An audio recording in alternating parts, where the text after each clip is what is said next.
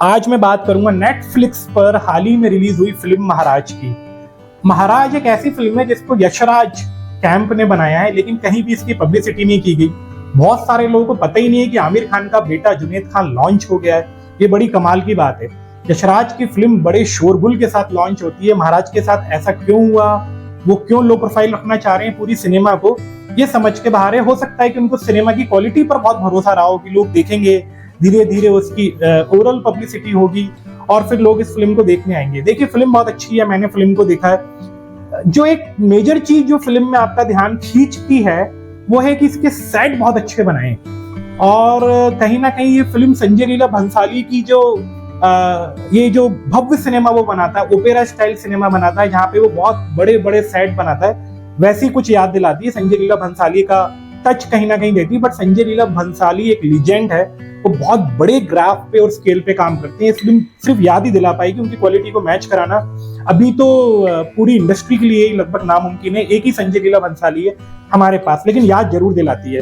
अब film base करती है 1862 की एक रियल स्टोरी है जिसमें करसन दास मूल जी जो थे एक क्रांतिकारी विचारों का एक युवा था जिसने वहां पे हवेली सिस्टम, उस वक्त हवेलियां होती थी जहां पे वैष्णव संप्रदाय के लोग पूजा पाठ करने जाया करते थे। हवेली के एक हेड होते थे जिनको मठाधीश बोल सकते हैं और जिनको महाराज कहते थे, वो हेड होते थे और वो पूरा एरिया जो होता था उसको गवर्न करते थे और धर्म के नाम पर, अंधश्रद्धा के नाम पर वो दुनिया पूरी चलती थी। उस कुरीति को ऊपर वो पूरी फिल्म है। फिल्म रिलीज होने वाली थी, उसके पहले वैष्णव संप्रदाय के लोगों ने फिल्म के ऊपर केस किया। इसका रिलीज टला भी, डिले भी हुआ, लेकिन फाइनली ये फिल्म अब आपके सामने है। पहली बात तो मैं आपको बता दूं, ये फिल्म किसी भी हिंदू संगठन या हिंदू आइडियोलॉजी की कहीं से भी क्रिटिसाइज नहीं करती है। ये फिल्म इसलिए बनाई नहीं गई है कि किसी भी हिंदूवादी संगठन को नीचा दिखाया जा सके या हिंदुओं का अपमान किया जा सके, जिस तरीके का चीप प्रोपेगेंडा नेट पर और जमाने भर में होता है। क्योंकि सिर्फ जुनैद खान इसमें एक एक्टर है जो आमिर खान के बेटे हैं, इसलिए लोग ऐसी बात करते हैं, जबकि फिल्म का डायरेक्टर सिद्धार्थ मल्होत्रा है। फिल्म यशराज कैंप की है जैसा मैंने बताया, तो मुझे वो एंगल कहीं भी नजर नहीं आया। उल्टा इन्होंने वैष्णव संप्रदाय को ग्लोरीफाई किया है। लेकिन हाँ, जहां पे कुरीति होगी, जहां पे बाबा लोग धर्म के नाम पर जनता को लूटेंगे, जहां आडंबर होगा, जहां अंधविश्वास होगा, अंधभक्ति होगी, अंधश्रद्धा होगी, उस पर कुठाराघात करना जरूरी है। और फिल्में जो होती है समाज का दर्पण है, इस फिल्म में भी उस पर कुठाराघात किया गया है कि कैसे हवेली के नाम पर लोग अपनी बेटियों को उन बाबाओं को सौंपाया करते थे और वो बाबा लोग धर्म के नाम पर उन बेटियों की इज्जतों से खेला करते थे। और ये बाबा लोग एक नहीं कई कई लड़कियों को अपनी लाडली बना लेते थे। वो कल्चर था उस जमाने में और कितनी बड़ी कुरीति थी। हमने पढ़ा है सती प्रथा के बारे में, कितनी बड़ी कुरीति थी। यदि किसी स्त्री का पति की मृत्यु हो जाए तो उसकी विधवा को जबरदस्ती चिता पर लाठियों से पीट पीट कर उसको जिंदा जला दिया जाता था। कितनी बड़ी कुरीति थी धर्म के नाम पर। उसी तरीके से फिल्म में भी ये कुरीति दिखाई है कि जो पुराने जमाने में जो हवेलियां होती थी, जहां पे कृष्ण दरबार होते थे, श्रीनाथ जी की पूजा होती थी, वहां पे जो बाबा लोग हैं वो किस तरीके से लोगों को ठगा करते थे। 1862 का रियल केस है। फिल्म की कहानी बहुत अच्छी बन सकती थी। जुनैद खान का अभिनय बहुत हल्का है। यदि मैं आमिर खान से इनको कंपेयर करूं तो ये भी एक नाइंसाफी होगी, लेकिन कुछ तो वो स्पार्क दिखाते हैं। डायलॉग डिलीवरी बहुत कमजोर है, लेकिन फिर भी क्योंकि उनकी पहली फिल्म है तो हमें उनको एक चांस और देना चाहिए। शालिनी पांडे जिन्होंने किशोरी का किरदार किया है इस फिल्म में, जो फिल्म के मेन कैरेक्टर है करसन दास, जिसको आमिर खान के बेटे जुनैद खान ने प्ले किया है। शालिनी पांडे का रोल कमाल का, बहुत सुंदर लगी है स्क्रीन पे, बहुत अच्छी एक्टिंग है, बहुत प्रॉमिसिंग एक्ट्रेस लग रही है। मुझे लगता है उनका भविष्य बहुत सुंदर है। एक सेकंड एक्ट्रेस की मैं बात करूंगा, शर्वरी की। शर्वरी ने अभी बहुत अच्छा काम किया है मुंजिया में। मुझे लगता है वो एकदम सातवें घोड़े पर सवार है, उनका कॉन्फिडेंस लेवल बहुत अच्छा है। उनके पास बहुत अच्छी फिल्में हैं। अपने करियर की स्टार्टिंग में मैडॉक के साथ उन्होंने काम कर लिया है, यशराज के साथ उन्होंने काम कर लिया। वो सेकंड हाफ में इस फिल्म के अंदर आती है। चुलबुला सा रोल है, जैसे हम शोले में देखते थे बसंती का रोल, हेमा मालिनी ने जो प्ले किया था।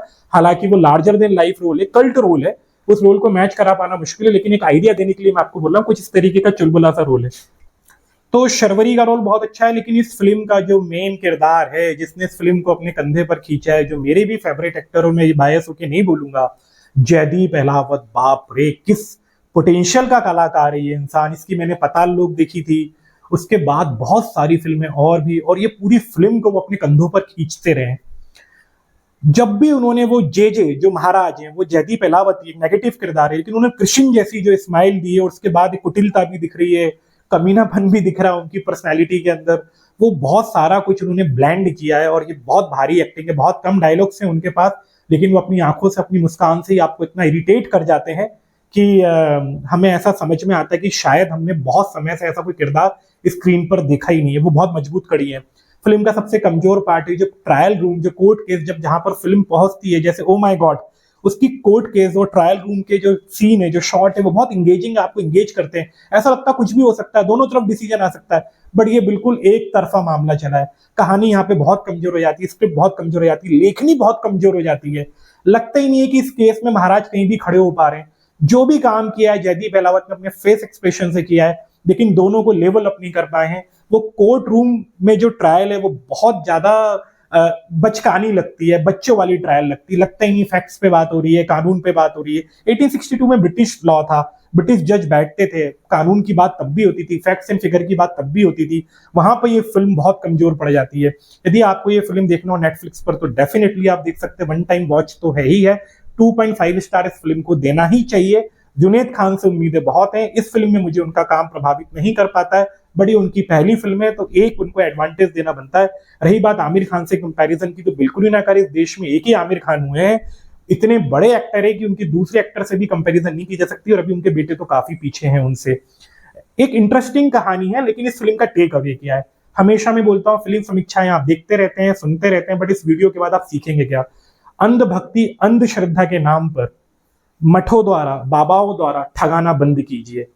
10 लाख लोग, 12 लाख लोग, 6 लाख लोग यहाँ बाबाओं के दरबार में जाते हैं, ना वहां खाने की व्यवस्था होती है, ना पीने की होती है। कई लोग की डेथ हो जाती है। कई लोग वहां पर उनके चेले चपाटों को पैसे देके एंट्री करा रहे होते हैं अपनी।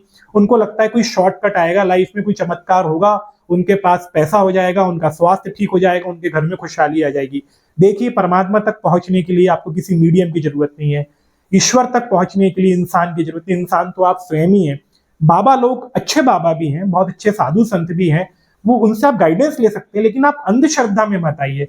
कोई भी व्यक्ति जो अपनी बॉडी लेकर आया है, जो अपने शरीर लेकर आया है, उसके पीछे ऐसे पागल हो जाना और धर्म के नाम पर अपनी हर चीज को ताक पर रख देना कहीं से भी ठीक नहीं है। ये फिल्म का बहुत बड़ा मैसेज है। और भगवान ने आपको दिमाग दिया तर्क करने के लिए। यदि कोई व्यक्ति बोले कि नहीं आप बिल्कुल मान लीजिए ऐसा हम बोल रहे हैं, तो ऐसा बिल्कुल भी नहीं करना है। हमारे पास एक दिमाग है, यदि आपकी तर्क की कसौटी पर कोई चीज खरी उतरती है तो ही आप उस पर बिलीव करिए, तो ही आप उसको मानिए। जन सेवा से बड़ा कुछ नहीं, माता पिता की सेवा से भी बड़ा कुछ नहीं है। लोगों को हर्ट नहीं करना है, हमें अपना काम ईमानदारी से करना है, माता पिता की सेवा करनी है। यदि मैं 10 रुपए कमा रहा हूँ और 1 रुपए भी यदि डोनेट कर सकूं, चैरिटी कर सकूं, कुछ लोगों के काम आ सकूं, तो ये सबसे बड़ा मीडियम है ईश्वर तक पहुंचने का। साधु संत जो बड़े बड़े मठ खोल के बैठे, आसाराम जी का वो एक उदाहरण है। नाबालिग के साथ यौन दुराचार के मामले में वो जेल में। मुझे नहीं पता उसका क्या रिजल्ट आने वाला है, जो भी आएगा नहीं आएगा हमें नहीं पता, लेकिन अभी भी कई भक्त ऐसे हैं जिनको अभी भी भगवान माने बैठे हैं। ऐसे बहुत से साधु संत हैं जो जेलों में बंद है। मैं किसी भी जजमेंट पर नहीं जा रहा हूँ, जो भी ट्रायल रूम में केसेस है, कोर्ट को पूरा हक है कि वो उस पर जो भी डिसीजन ले, लेकिन आप तो ये सोच ही सकते हैं कि क्या हमको दिखाया जा रहा है, क्या हो रहा है। आपसे वो पैसा लेते हैं, और आपसे पैसा लेके वो लोग क्या करते हैं? आपसे पैसा लेके ये बोलते कि जो भी पैसा आप दे रहे हो आपको भगवान देगा। अरे आप डायरेक्ट भगवान से क्यों नहीं लेते हो? आप लेते हो भक्तों से पैसा, और भक्तों को बोलते हो कि आप भगवान से पैसा मांगो। तो ऐसा नहीं होता। ये इस फिल्म का बहुत बड़ा टेक अवे है। इस फिल्म को आपने देखना चाहिए। ये फिल्म वैसी है जैसे पीके है, जैसे ओ माय गॉड है, जहाँ पे कुरीतियों पर बात होती है, लॉजिक पे बात होती है, और परमात्मा हम सभी के हैं। हिंदू धर्म, सनातन धर्म पे हम सबको बहुत गर्व है, लेकिन इसके लिए हमको मीडियम्स की बिल्कुल भी जरूरत नहीं है। हमारे को गाइड की जरूरत होती है। सम टाइम गाइड हो सकते हैं, लेकिन आप उन्हीं को भगवान मानने लगते हैं। ये एक बहुत बड़ी प्रॉब्लम है। ये फिल्म का बहुत बड़ा टेक अवे है। 2.5 स्टार में इस फिल्म को देता हूँ। छोटी सी फिल्म है, 2-2.25 घंटे की फिल्म है, और ये कब खत्म होगी आपको पता भी नहीं लगेगा। फिल्म इंगेजिंग है, इंटरेस्टिंग है, लेकिन आप बहुत ज्यादा एक्सपेक्टेशन लेकर मत जाइए। आप देख रहे हैं एमपी लाइव न्यूज।